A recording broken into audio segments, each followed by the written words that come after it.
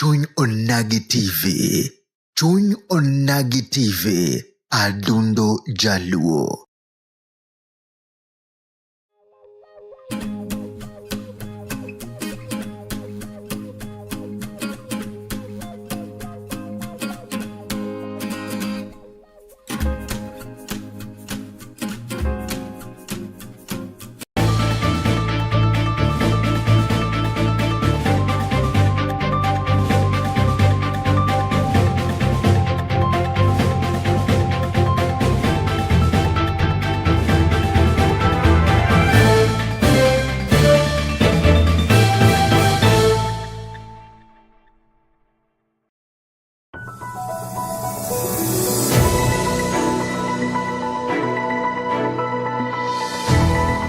Ineno chuny onagi TV. Chuny onagi TV. Adundo Jaluo.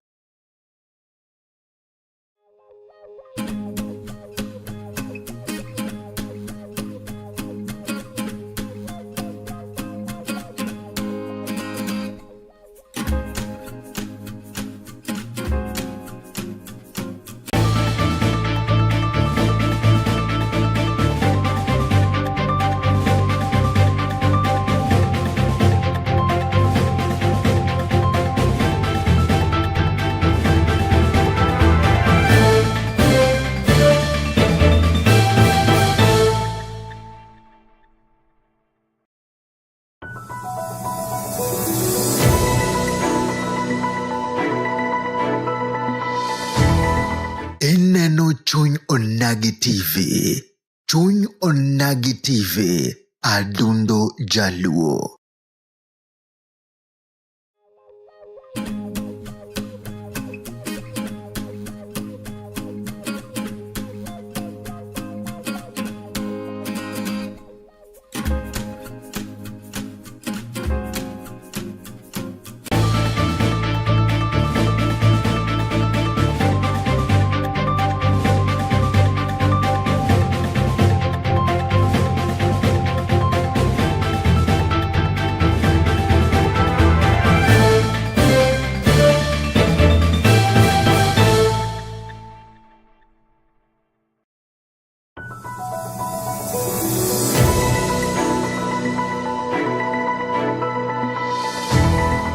Ineno chuny onagi TV.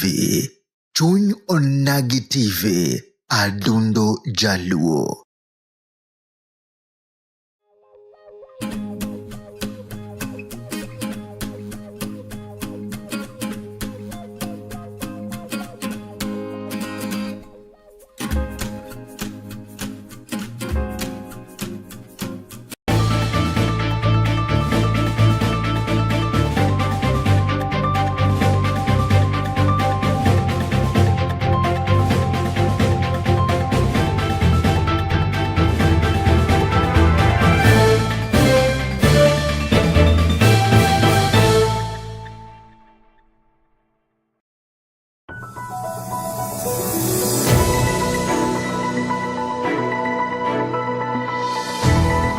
Ineno chuny onagi TV.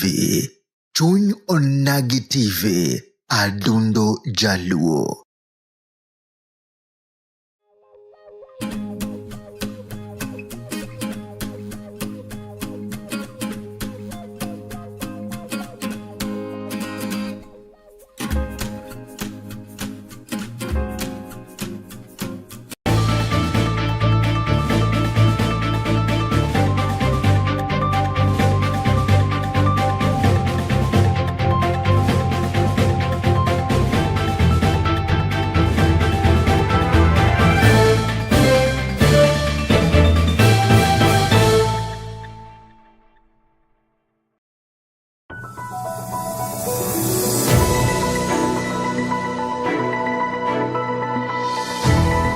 Ineno chuny onagi TV.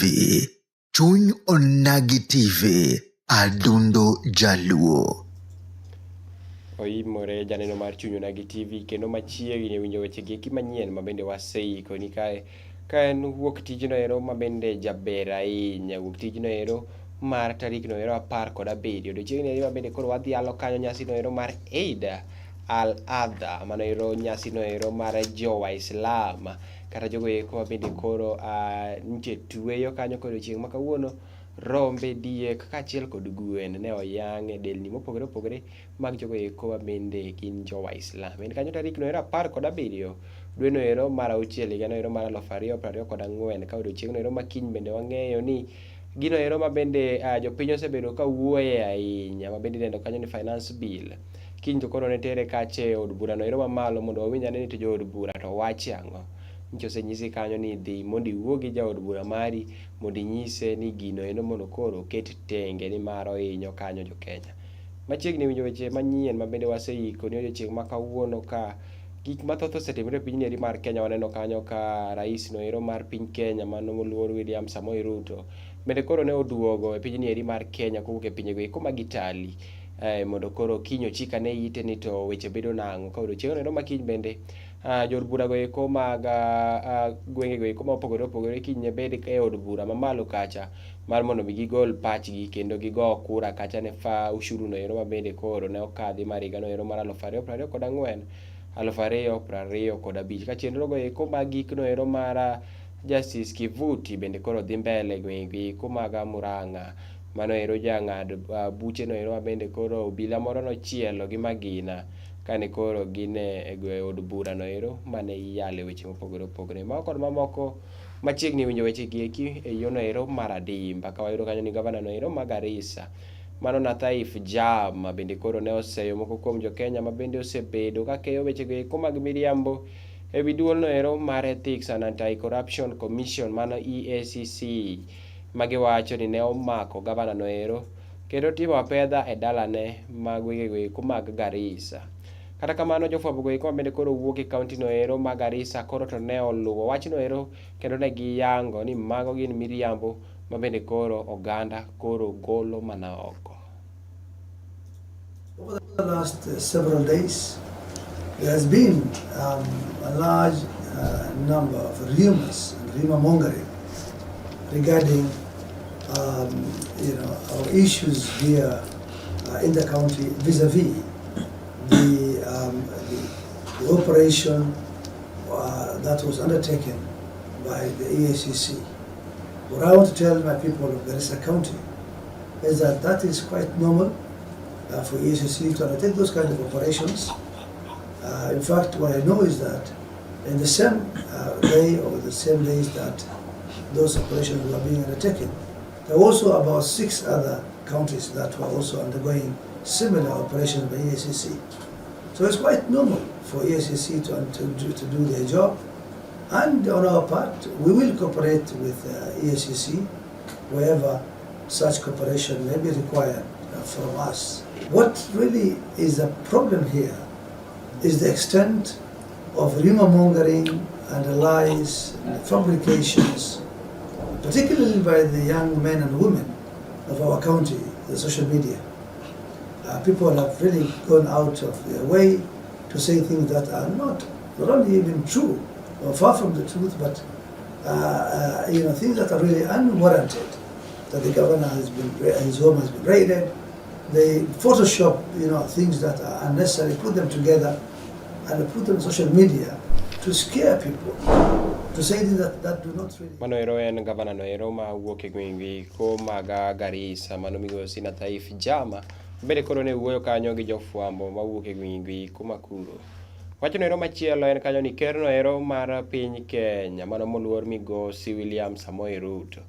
Koro to odiochieng' eri ma kawuono ne oduogo e pinyni eri mar Kenya ka wuok e otieko limbene no ero mar e pinyno ero mar Switzerland mabende nyicha odhiye odiochiengego eko adek mabende okadho kane otiyo kod ndege no ero mar Kenya Airways mabende oganda nosebet kawuoyo ahinya chien kanyo mane odhi e gwenge eko mag Amerka ni ang'o momiyo noweyo tiyo kod ndege no ero mar Kenya Airways ka koro notiyo gi ndege moro machielo. Koro odiochieng' ma kawuono ne waneno kanyo koa e piny Switzerland kane otiyo gi ndege no ero mar Kenya Airways.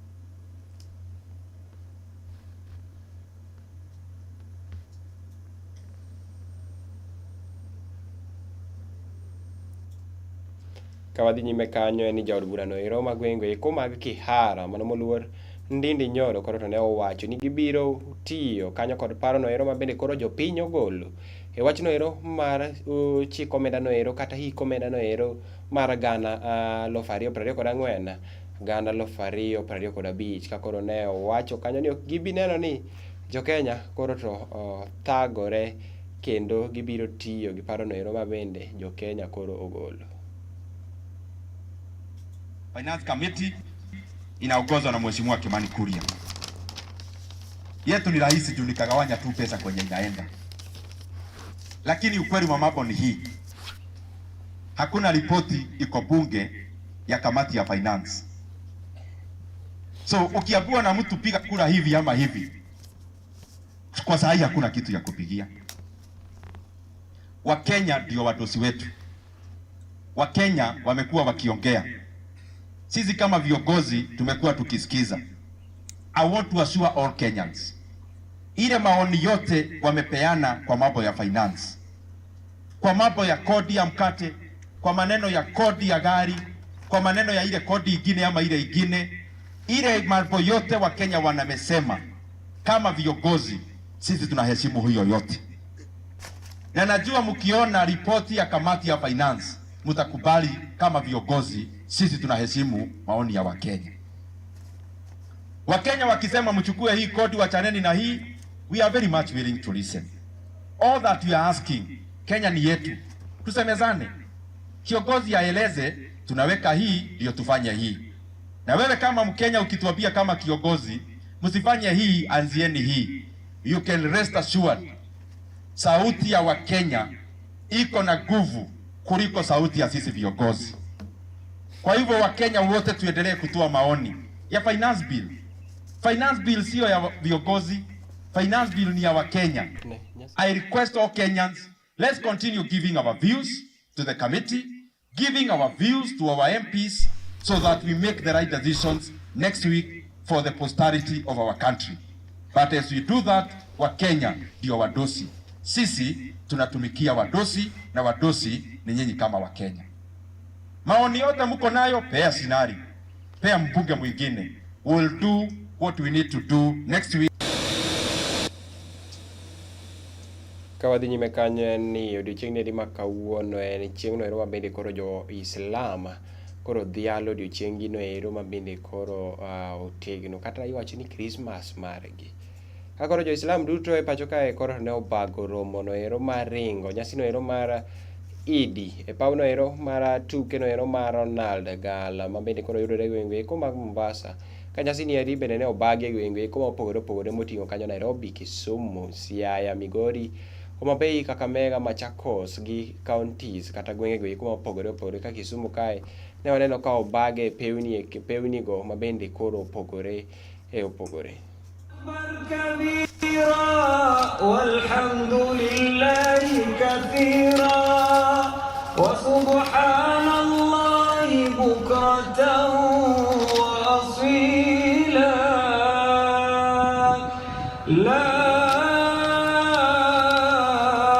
إله إلا الله وحده صدق وعده ونصر عبده محمد وعلى أصحاب سيدنا محمد وعلى أنصار سيدنا محمد وعلى أزواج سيدنا محمد وعلى ذرية سيدنا محمد لا إله إلا الله. Kawadhi nyime kanyo en ni kata obedo ni Jo-Kenya koro to nigi ywak ahinya e wach ushuru no ero mabende koro omedi mano ero mar higa no ero mar 2024 2025 duol no ero mar jopuonj koro to ok nyal pando morgi e wi ushuru no ero mabende koro kel manyien ni mar ushuru no ero koro ntiere gino ero mabende koro medo ne ka migawo no ero mar puonje Machakos County koro to ne opako sirikal kuom medo pesa no ero mabende koro biro chulo somo no ero mayot e sekta no ero mar somo moloyo to jogo eko bende koro nie secondary no ero madundo kata junior secondary school mabende osebedo kanyo kidendo kanyo ni JSS. Gimedo wacho kanyo ni sirikal mondo koro one ane kaka koro nyithindo biro dhi sikul kacha kendo mondo koro giyud chiemo go eko bende nonego bende iketo yo nero makare kendo kata jopuonj bende koro ochul pesa gi e sano ero mabende koro owinjore. Sekta ya elimu ni sekta ambao inapaswa kuangaliwa vizuri. Kitambo kulikuwa na TVETs, kumekuwa na vile kumekuwa na mashule. Tumesikia walimu wakilalama kwa sababu ile percentage ya pesa ambazo zilikuwa zinapewanwa, mgao wa pesa kwa education umeenda chini. Na vile ukiangalia kumekuwa na ile program ya lishe bora kwa ajili ya watoto na school feeding programs, pia inaonekana pale haijapatiwa pesa sana. Kwa hivyo ni mambo ambapo utapata kwa njia moja ama ingine iko watu wanalia sana wakitaka hizo vitu ziangaziwe.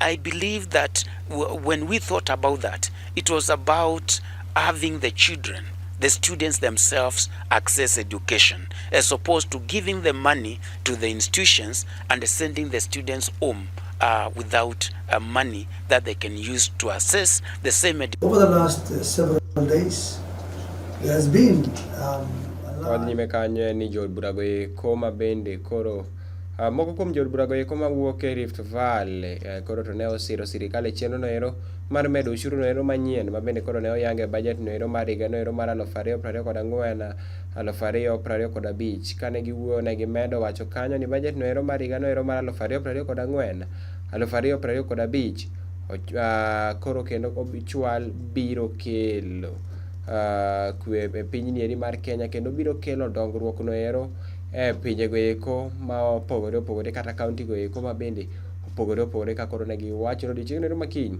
gibiro siro budget no ero ma bende koro nche osesom chien kanyo.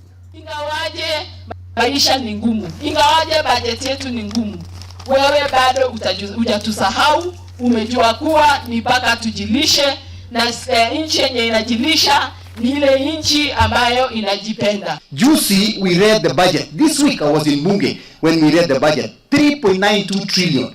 It is a lot of money that we are anticipating to spend. So for us to raise that money, we have to have this finance bill bus so that tupate pesa ya kuchunga nchi. Na hiyo budget ikikuja bunge sisi pia tumeshapitisha na tutaendelea kukusupport. Ikipitishwa tu, nataka nihakikisha kwamba ile kodi itaokotwa kupitia hiyo bill.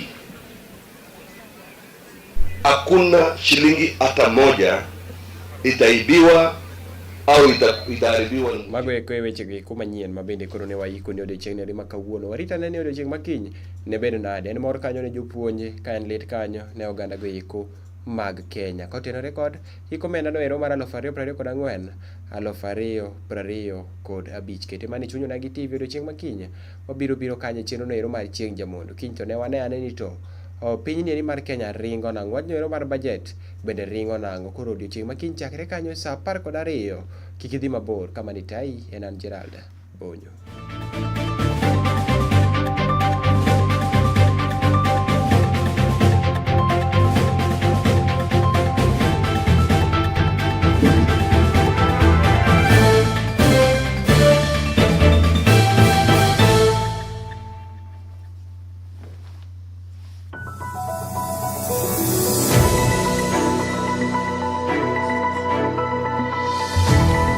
Ineno Chuny Onagi TV.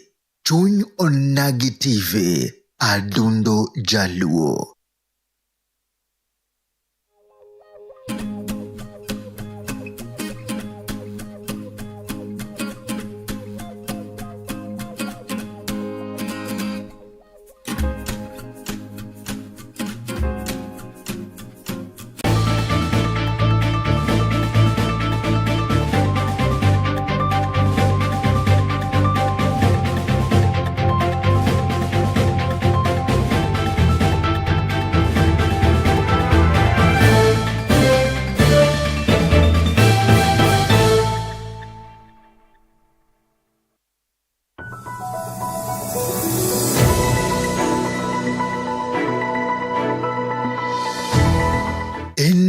chuny Onagi TV. Chuny Onagi TV. Adundo Jaluo.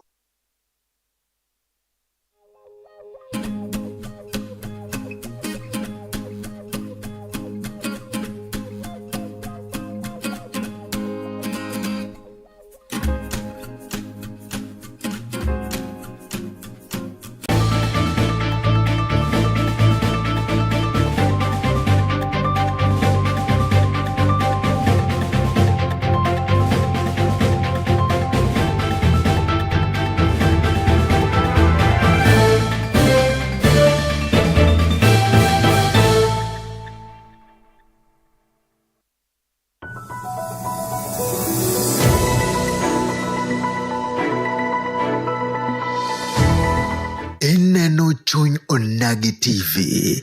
Chuny Onagi TV. Adundo Jaluo.